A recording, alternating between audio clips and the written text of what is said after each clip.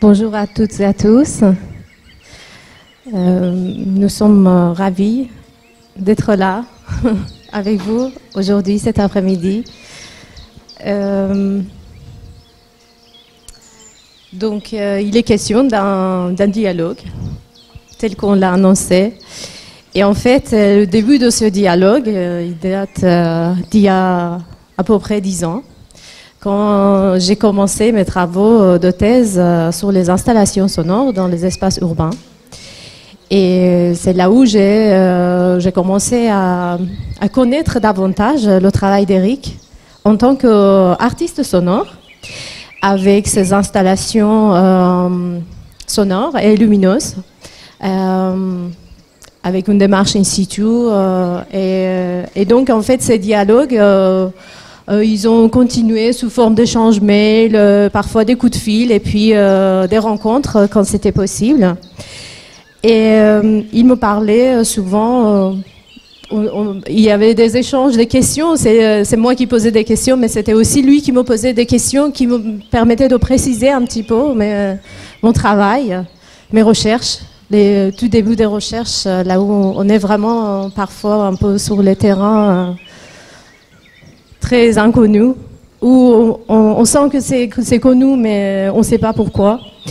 Et en tout cas, il me parlait de façon très claire de sa démarche créative, et puis très vite sur ses préoccupations sur les questions environnementales. Et aussi, mais surtout, l'importance du contexte et de l'environnement, et la question du milieu, qui était vraiment très présente dans ces échanges-là.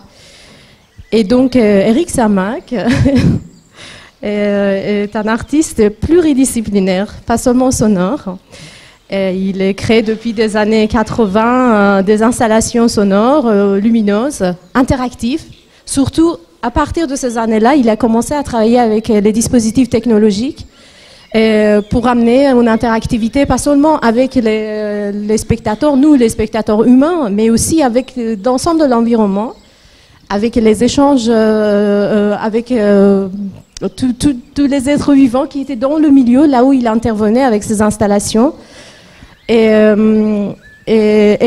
donc, il y avait aussi ces dispositifs qui nomment les dispositifs acoustiques autonomes, qui sont des entités technologiques pour lui, dès ces années-là, il a commencé à créer, concevoir, mettre au point.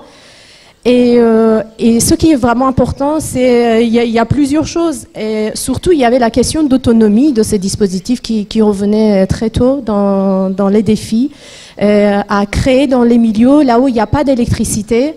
Et donc, il a réfléchi à comment adapter ces dispositifs à l'environnement, et surtout à puiser dans les énergies de nature, renouvelables, de la lumière, du vent. Et donc, cette question, on va voir un peu ça va revenir tout au long de cette conversation cet après-midi.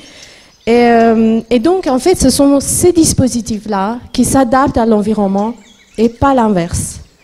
C'est vraiment très important aussi sa démarche dans ce sens-là, c'est-à-dire que il n'intervient pas avec son œuvre pour imposer quelque chose à un environnement, surtout très souvent dans le milieu naturel, et surtout il s'adapte avec tous ces dispositifs, mais aussi dans une cohérence avec son environnement, et surtout. Et donc cet échange sera vraiment l'occasion d'aborder la question de la nature et l'autonomie. Vous allez voir de différents points de vue, et aussi sa mode de vie et de pratiques artistiques dissidentes, pour revenir sur ces 2 journées, qui est envisagée comme inséparable. Voilà, merci Éric. Je te laisse la parole, et puis après je continue. Merci pour cette invitation, et merci pour tout ce que tu viens de dire.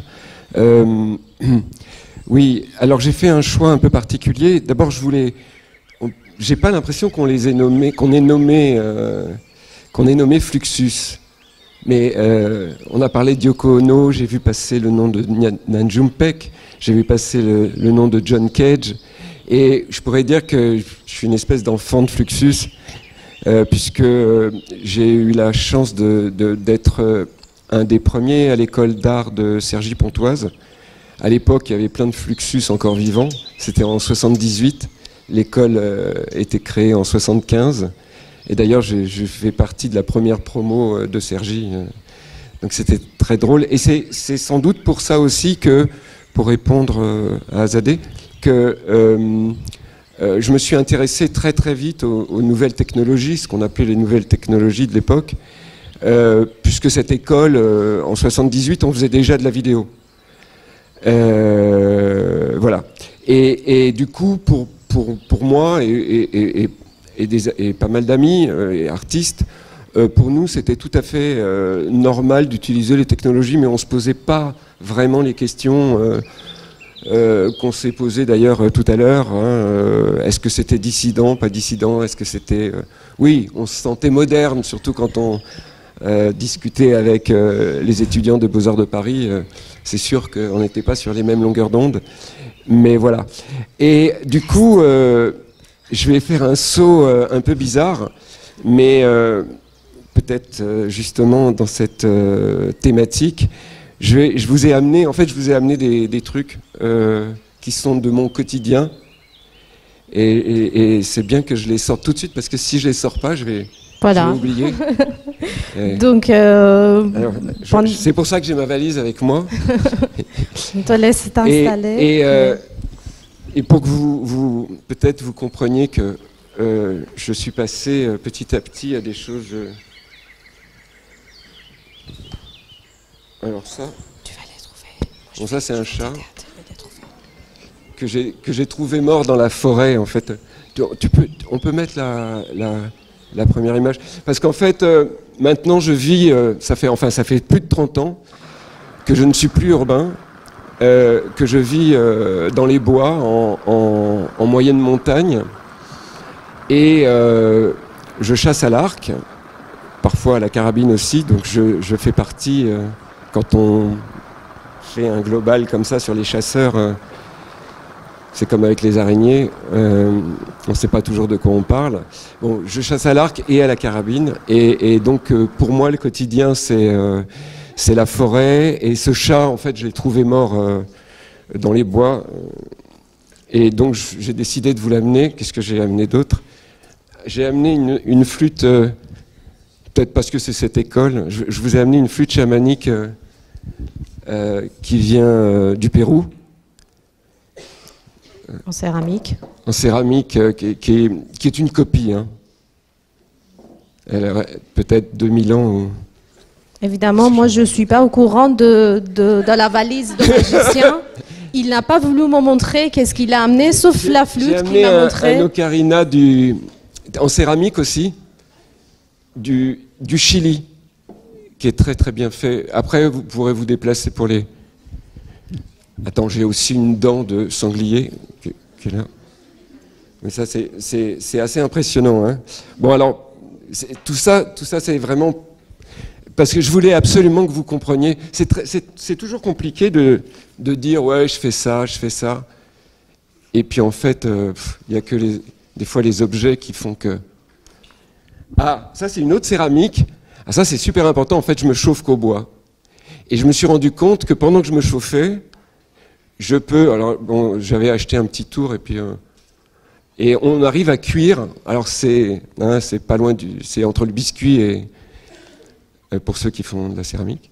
Mais ça marche. Donc dans un poêle à bois, on arrive à faire des céramiques qui peuvent tenir même à l'eau. Enfin, ça fait un peu racoup, mais qu'est-ce que j'ai amené d'autre? J'ai amené les œufs de mes poules. J'espère qu'ils n'ont pas cassé. Non. Alors ça, c'est pour ceux qui voudront en manger. Qu'est-ce que j'ai amené d'autre?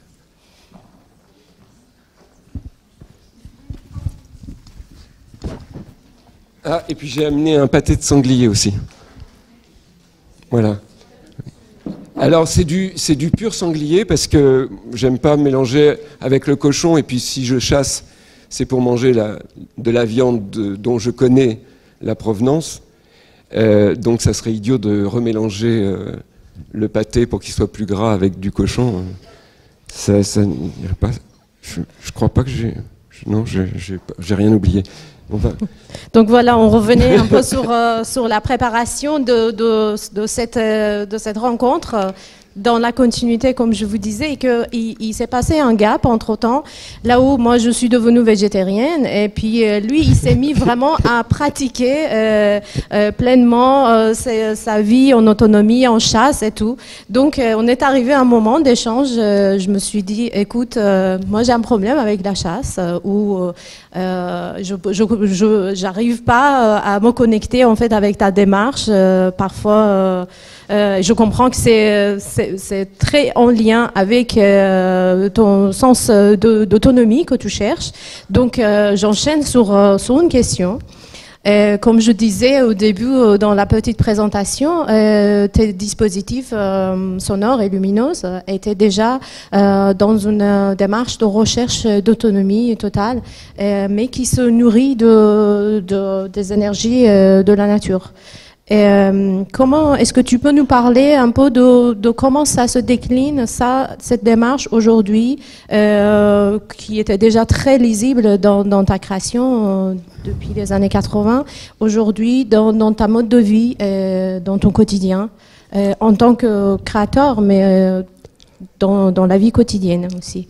Alors, dans la vie quotidienne, en fait, maintenant je me pose des questions sur l'autonomie de ma propre maison. Et d'ailleurs, on peut peut-être passer à... je ne sais pas ce qu'on va voir en premier, mais... ah oui, ça c'est... Alors voilà mon quotidien. Et c'est pas une blague, c'est à même pas 200 mètres de la maison. C'est la caméra qui a filmé... il y en a 5 normalement, là on n'en voit que 4. Donc il y a deux jeunes cerfs. C'est un cerf qui est au bout là-bas, et puis des biches. Et donc... c'est complètement... alors, je fais entre l'autonomie et ça. Si vous voulez, c'est quand on chasse à l'arc et qu'on est dans une espèce de méditation, il y a un côté spirituel, bien sûr, il y a un côté... une patience incroyable, mais il y a surtout une connaissance du milieu qui est de plus en plus profonde. Parce que vous passez votre temps, parfois on peut faire 100 sorties et ne rien chasser. Et finalement, c'est un peu comme... on a commencé par parler de la prise de son au début. Finalement, être preneur de son ou chasser à l'arc, il y a des choses très proches, puisqu'on doit écouter, qu'on est en face. D'ailleurs, on appelle ça les écoutes, les grandes oreilles de ces animaux. On est en face d'animaux qui ont des sens, une perception absolument incroyable. Et pour être discret, pour être transparent, devenir transparent, ça peut être très compliqué en réalité. Pour en revenir à l'autonomie, donc aujourd'hui... je me pose plus des questions d'autonomie qui sont presque d'ordre survivaliste. Mes machines de l'époque, des années 80, elles étaient toutes solaires. Hein, dès que j'ai commencé à vraiment aller vers l'autonomie. Donc le solaire, je l'ai utilisé très tôt. Aujourd'hui, on est agressé par des coups de fil constants quand on habite comme ça à la campagne. Par des boîtes qui veulent nous vendre des systèmes soi-disant gratuits pour être autonomes en énergie. Mais justement, en réalité, et ça par rapport à la dissidence, c'est que personne ne veut qu'on soit autonome. Souvent, on nous propose des capteurs solaires pour revendre du courant. J'ai travaillé au Portugal, j'ai fait un affût... il y avait des éoliennes au-dessus du village, un tout petit village, il y a 80 habitants. Et j'ai fait un affût, un observatoire qui regardait le village en réalité. Et vous avez la rivière, donc vous avez l'impression que que le village est autonome. Pas du tout. L'électricité part ailleurs. Et ils ont ces immenses éoliennes au-dessus d'eux, et en fait, ils n'ont pas d'électricité, ils ne sont pas autonomes. Donc on est dans un système où nos États ne veulent pas qu'on soit autonome en réalité. Donc après, par rapport au survivalisme, et il y a toutes sortes de survivalistes, hein, comme vous le savez. Il y en a qui sont un peu hard, et d'autres plus sympathiques et plus cool, mais il y a un peu de tout, c'est normal, comme dans la vie. Et on va passer à l'image suivante, parce que par rapport à l'autonomie, vous allez voir les questions... ah oui, non, mais on peut revenir avant. En fait, c'est un masque. En fait, là, c'est devenu tout dur, mais c'est un masque de sanglier que j'ai chassé. En ce moment, je fais une résidence chez Fabrice Hibert, dans ce qu'il appelle sa vallée. Et en fait, je suis devenu un peu... et c'est pas vraiment le fruit du hasard, je suis devenu le chasseur qui s'occupe de la forêt au niveau de la chasse. Voilà, en gros. Et donc, j'ai chassé un sanglier chez lui, et un chevreuil aussi. Et j'ai gardé le masque, ce qui n'est pas très facile d'ailleurs. Bon, je suis en train j'apprends à tanner, etc. Mais voilà. Oui.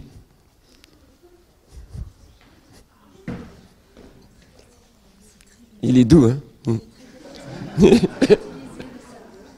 Non, non, non, non, non.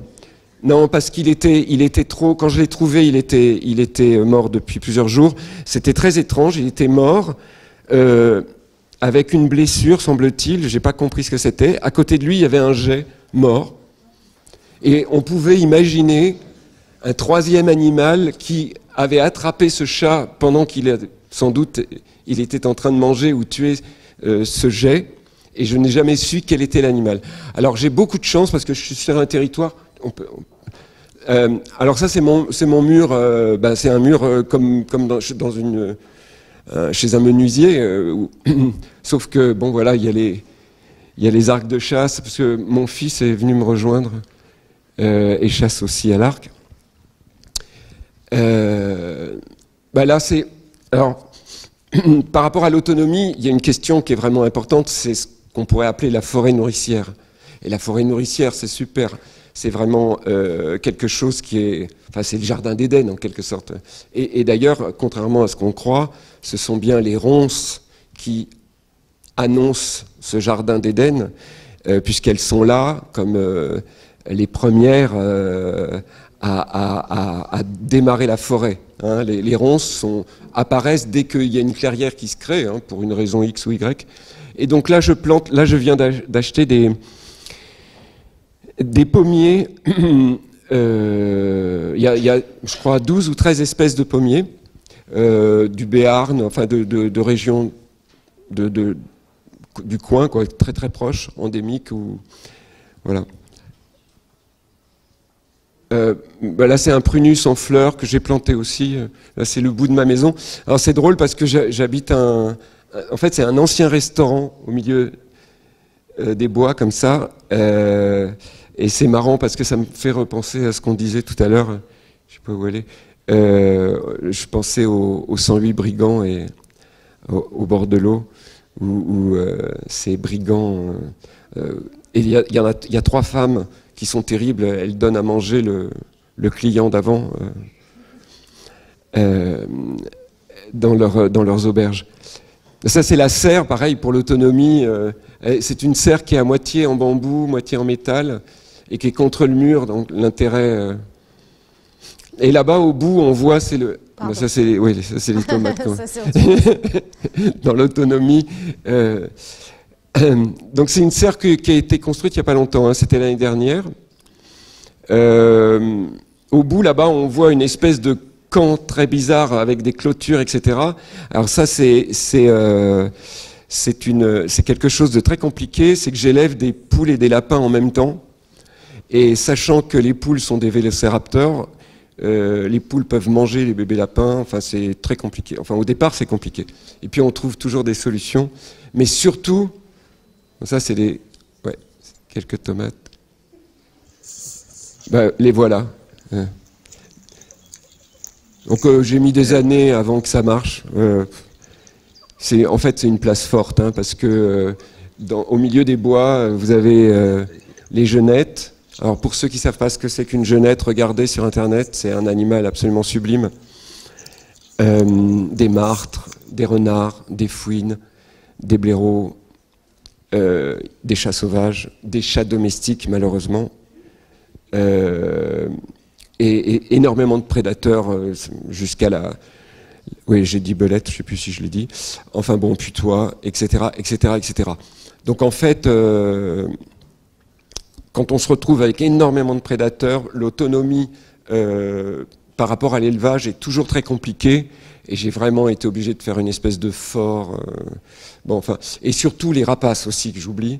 Et ça c'est terrible parce que là, on ne peut pas faire grand-chose sauf que j'ai mis un filet qui monte à plus de 8 mètres de haut au-dessus des animaux.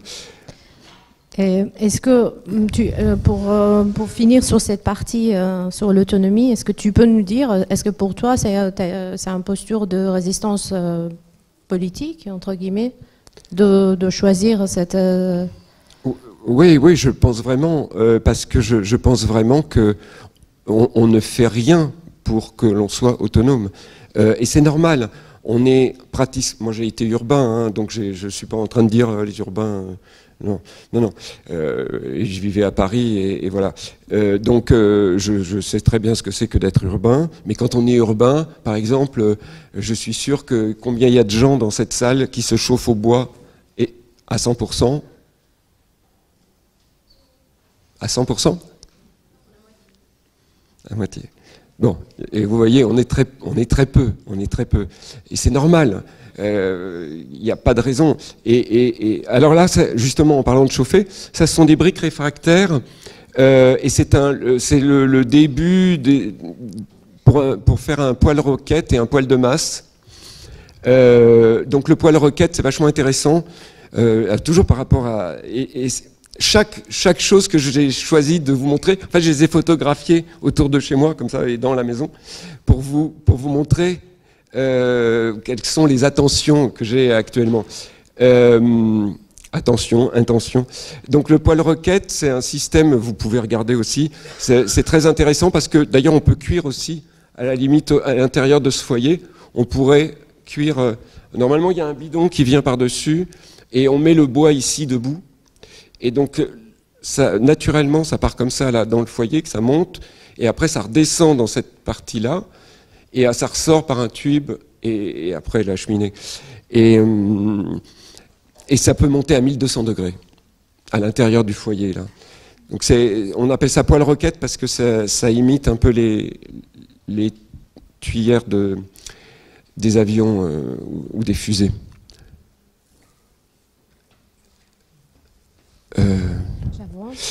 Ah bah ça c'est le début d'une boule à poule. En fait c'est pareil, c'est quand on se fait bouffer tous les animaux qu'on a. En fait on peut fabriquer des boules avec un grillage. Donc là je le fais avec mes propres bambous. Et on met la poule à l'intérieur de la boule ou le lapin. Et après il gambade en faisant rouler la boule, sauf que j'habite dans un terrain très en pente, alors je sais pas ce que ça va donner. Si j'ai une proposition, alors vous le saurez avant lui, il va peut-être aller, mais c'est pas grave. En fait, j'ai une proposition à faire à Fabrice, qui est un spécialiste de ce genre de trucs. Je voudrais lui proposer un loto avec des boules comme ça qui contiennent des poules, et puis on les met en haut d'une colline. Et après, on met des clôtures, et ben, si on a numéroté les boules, on va obtenir une suite de numéros de façon aléatoire. Du coup, tes animaux de compagnie, enfin tes animaux de compagnie, non, tes animaux d'élevage, c'était une lapsus. ils sont pas dans cette, ils n'ont pas droit à l'autonomie, peut-être. Alors, l'autonomie, alors si, alors j'essaye, mais je vous avoue qu'avec les lapins, j'ai surtout essayé avec les lapins. Et malheureusement, donc je suis obligé d'y aller tout doucement, tout doucement. Et c'est pour ça que Pourquoi vous croyez qu'aujourd'hui on a des problèmes avec des éleveurs qui ont des vaches? Mais quand on a des vaches, c'est gros une vache, d'accord? Et des chevaux. Tout ça c'est gros. Donc c'est vachement plus facile. On ne se pose pas de problème. Alors dès que le loup arrive, par contre, ça y est, c'est la merde. Évidemment. Mais c'est pour cette raison que la plupart ont des vaches et des chevaux, et ensuite moutons et chèvres. On n'a pas ce problème de prédation. Malheureusement, avec les vaches, eh bien, on a et les tracteurs et le remembrement, eh bien, on a éliminé les fruitiers. Il n'y a plus de fruitiers dans les champs à vaches. C'est absolument anormal.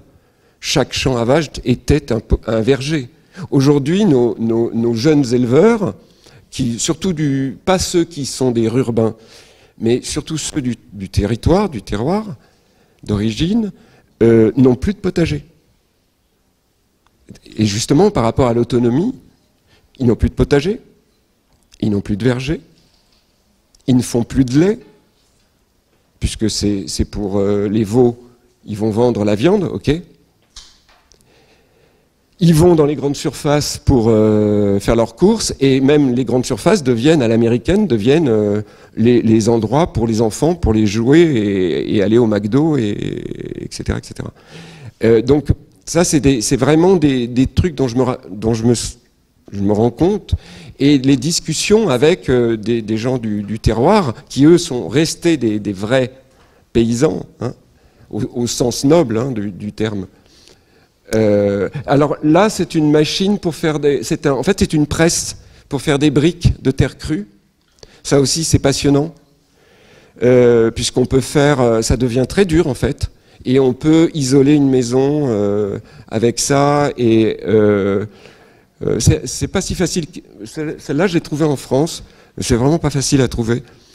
Ah ben ça, c'est pour avoir des poissons de forêt. Donc j'ai fait une mare, une petite mare, voilà, et j'ai fini par mettre des vairons. Mais pour la biodiversité, ben, il faut avoir, si on veut avoir du poisson de forêt, il faut... Il nous reste 5 minutes. Voilà. Moi, je voudrais que tu reviens un peu sur ce que tu viens d'évoquer, en fait, la différence entre artiste urbain qui travaille sur la nature et un artiste qui travaille sur la nature, mais tout en vivant dans la nature. Est-ce que tu peux... Bah, peut-être que la grande différence... conclure là-dessus. Ouais. Peut-être que la grande différence, déjà, c'est que la vie qu'on mène en forêt, comme ça, dans les bois, est tellement dense et tellement intense qu'en fait, c'est ton art devient ta vie devient ton art, et du coup, tu produis beaucoup moins. T'es plus dans cette... production, justement, si je prends Fabrice Hibert, c'est à l'inverse. Même si on s'entend très bien, on sait très bien qu'on est à l'inverse il est tout le temps par Mons et par Vaux, et d'ailleurs il a pas de galerie, et bon voilà. Et donc, je pense que ça peut créer cette énorme différence. Et puis surtout le relationnel.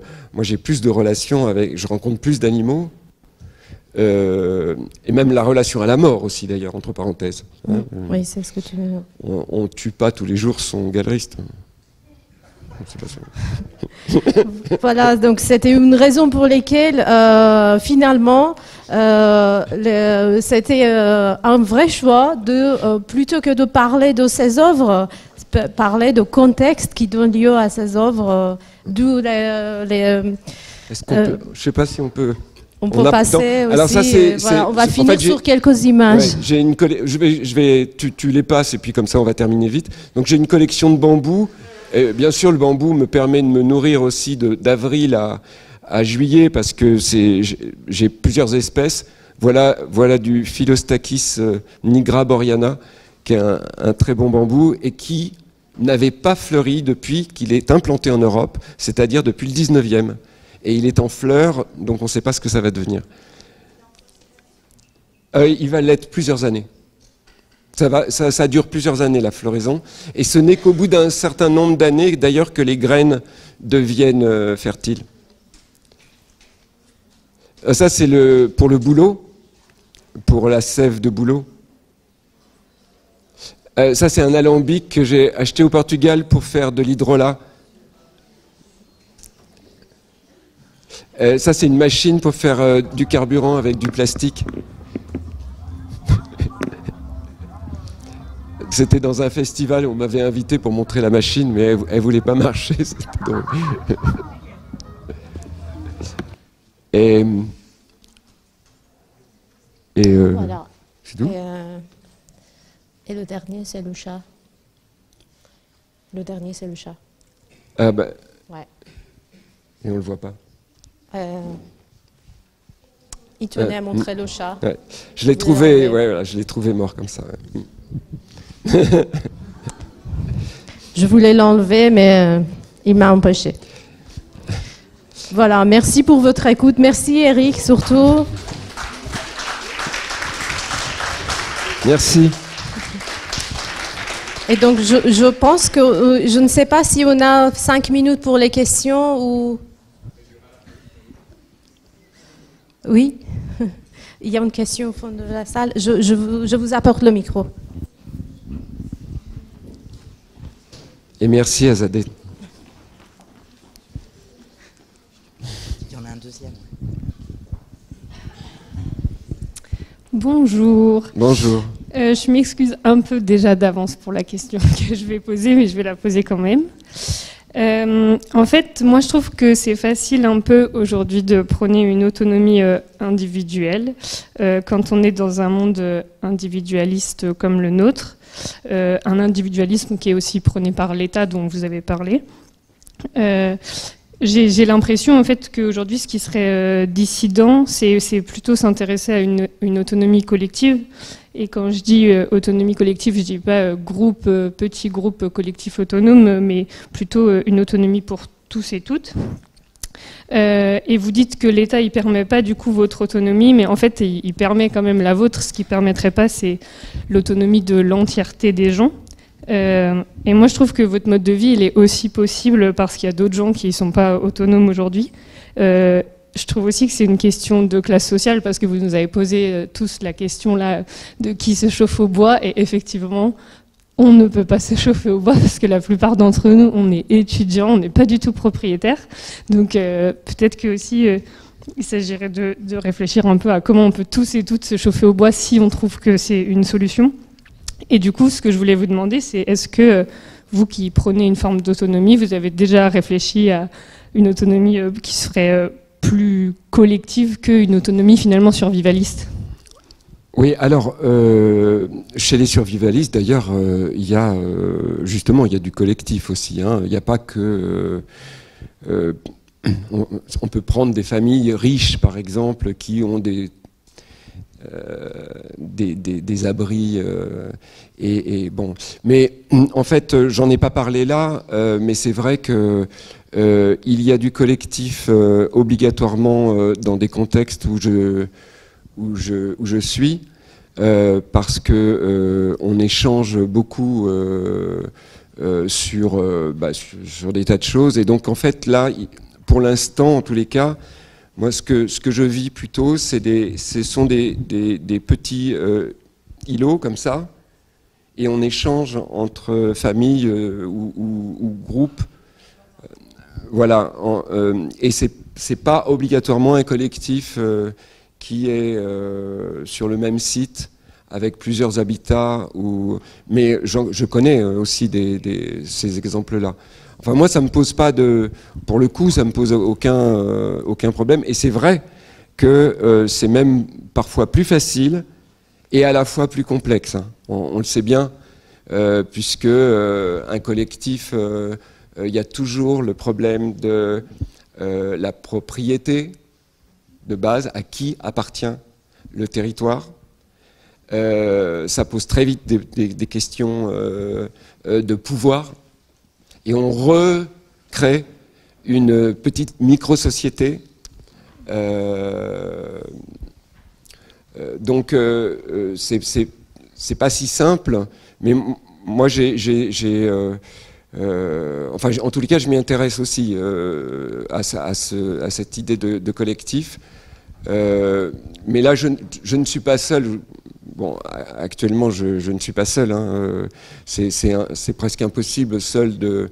Et d'ailleurs, j'ai commencé ce projet. J'étais en couple, mais bon, là, je suis avec mon fils et j'ai aussi des anciens étudiants qui ont un atelier sur place, qui viennent et qui participent et qui m'aident sur certaines choses d'ailleurs. Voilà. Mais oui, c'est une vraie question, de toute façon, sur de toute façon, la véritable autonomie, en effet, ça c'est hyper difficile, hyper difficile. Il y a une autre question aussi. Merci Eric. Je trouve que en fait ce que aussi pose ta proposition au sens plus large, c'est aussi la question des énergies et de quoi on se ressource, l'eau, l'électricité, le chauffage, etc. Et pour faire écho aussi à ce que j'avais lu ce matin, ce texte que j'avais écrit sur la situation des universités, de comment effectivement il y a une crise budgétaire, etc. L'autre jour, on était en train de se préparer pour une AG avec les étudiants et j'ai senti que vraiment il y avait une sorte de malaise, donc on a beaucoup parlé.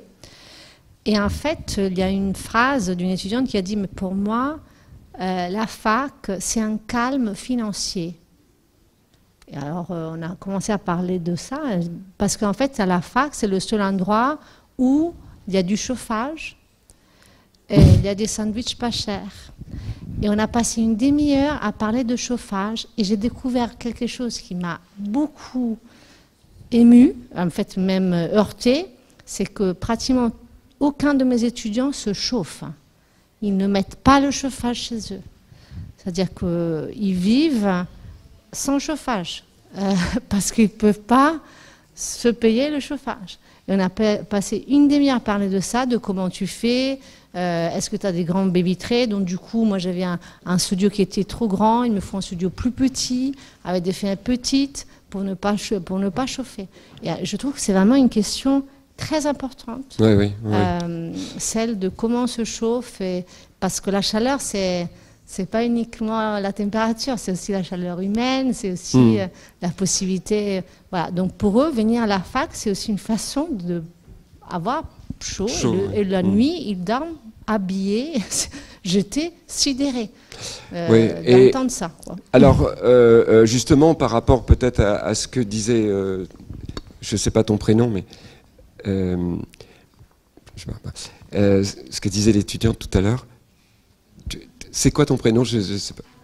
Bon, ce que disait Anna tout à l'heure, en fait, par rapport au chauffage, dès qu'on commence à avoir une autonomie par rapport au chauffage, et c'est vrai que quand on est étudiant, ben on ne se la pose pas la question, enfin, ou on se la pose, mais des fois c'est hard, c'est que ça prend un temps de dingue.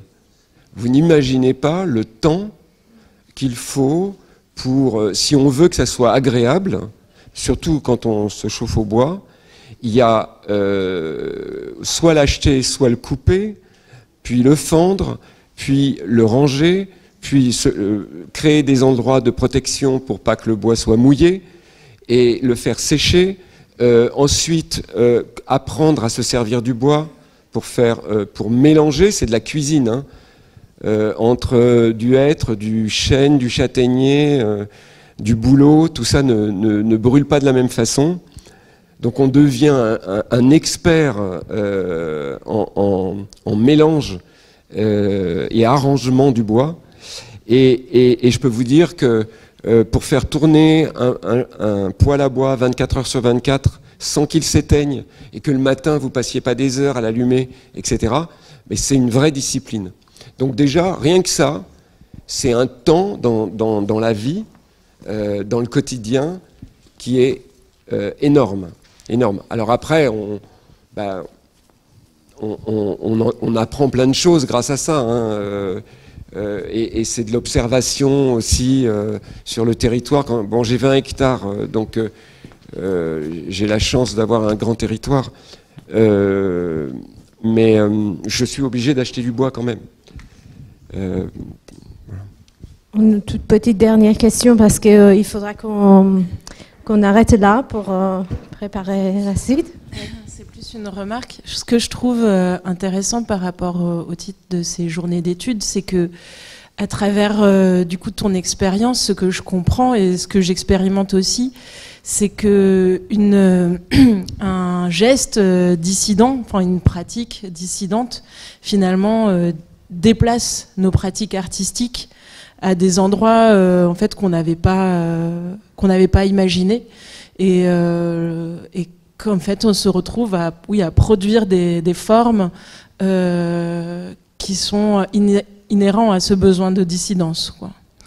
Et c'est ça que je trouve intéressant. Et après, l'autre remarque que je voulais faire, c'était que par rapport à... Vous avez parlé d'autonomie, et je trouve qu'il y a un point peut-être sur lequel